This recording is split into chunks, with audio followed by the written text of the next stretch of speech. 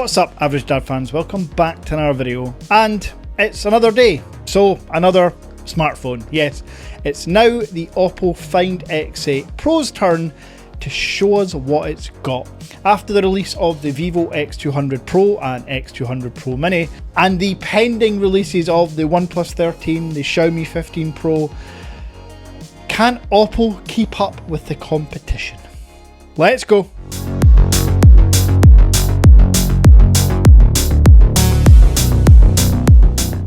Now, first things first, we have to get this bad boy unboxed. And of course, like every other Chinese flagship, you get everything you need in the box.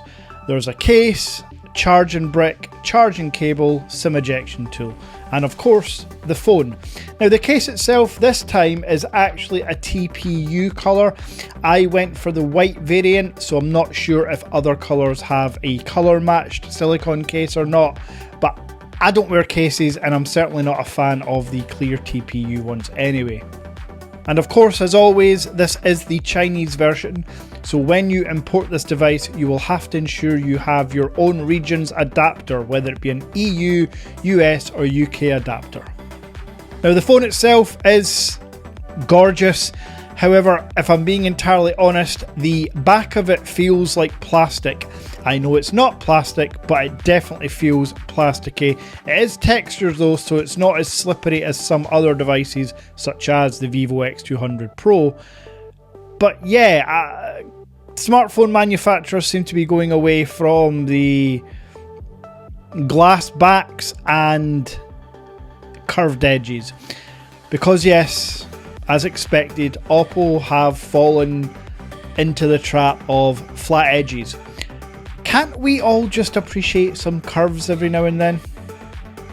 So yes, flat sides, flat top, flat bottom. It is a quad curved display though. There's a slight teardrop curve on the screen, but nothing as aggressive as we've had in previous OPPO Find X6 Pros or Find X7 Ultras.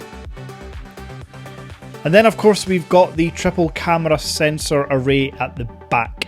These are all 50 megapixels and they can go 3 times optical or 6 times lossless on the telephoto lens.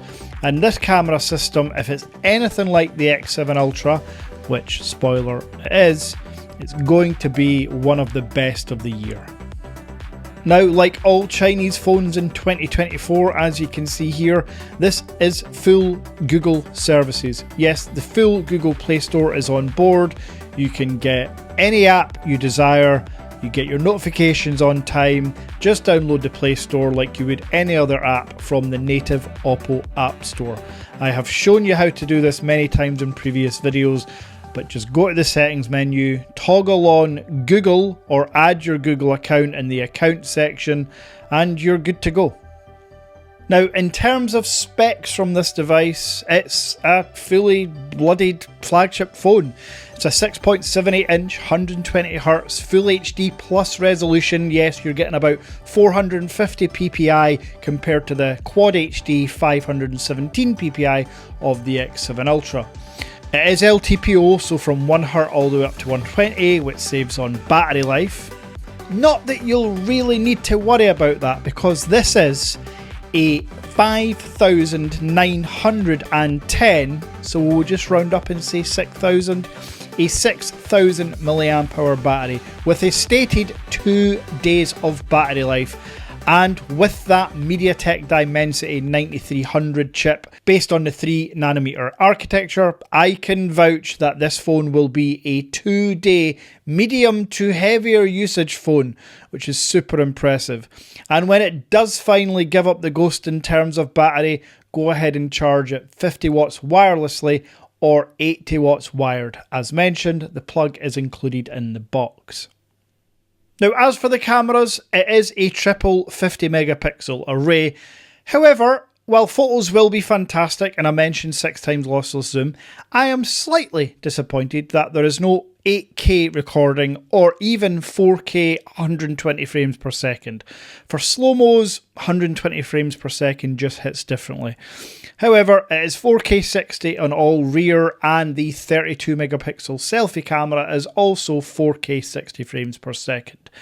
I just feel 8K is kind of like the new standard now. Not that anybody really uses it, but for a flagship phone, you should have the option. Now, in terms of software, it's ColorOS 15. I am a fan of ColorOS. From customization to transitions and animations, everything's just smooth. There's a lot of cool OPPO features here, like widgets installed. So rather than Google Discovery on this phone, when you swipe left, you do get the OPPO widget panel. And a lot of them are actually super useful and in English for a lot, which is unusual for a Chinese ROM device. It's also got Android 15 out the box, so one of the first smartphones to have Android 15 out the box. And it's Android. It's ColorOS. It's a flagship.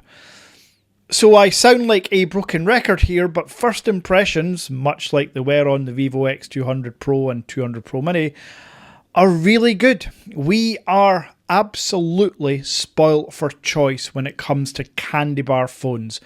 And when you factor in that the average Dad Tech store has all of these for the cheapest price, it's actually quite hard to decide. And I'm not here to tell you which one you should buy. I want you to make your own decisions. But wait for the full reviews, perhaps.